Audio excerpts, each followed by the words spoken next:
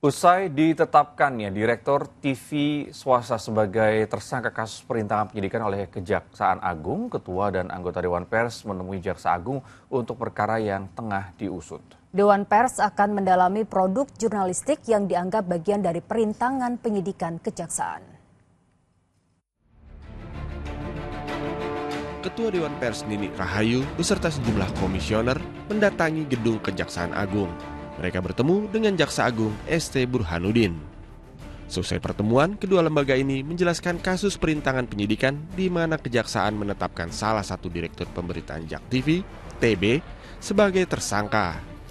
TB dianggap turut melakukan perintangan penyidikan ketika Kejaksaan tengah menangani penyidikan kasus korupsi PT Timah, impor gula, dan vonis lepas ekspor crude palm oil.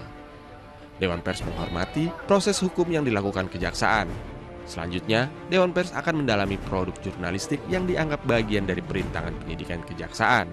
Kalau memang ada bukti-bukti yang cukup bahwa kasus tersebut terkait dengan tindak pidana, maka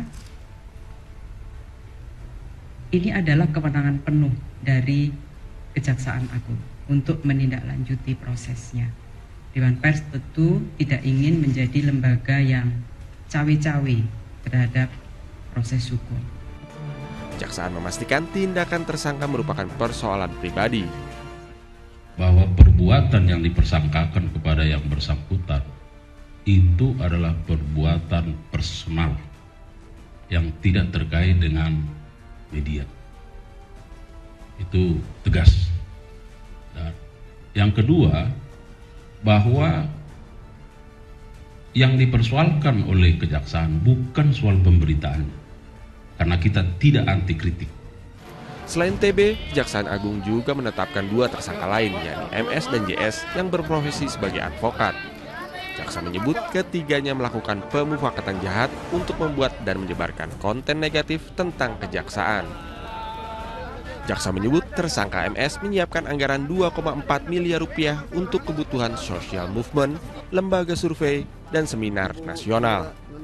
Dari angka itu, 478 juta rupiah mengalir ke tersangka TB. Agi Kurnia Sandi dan Waluyo Adi melaporkan dari Jakarta.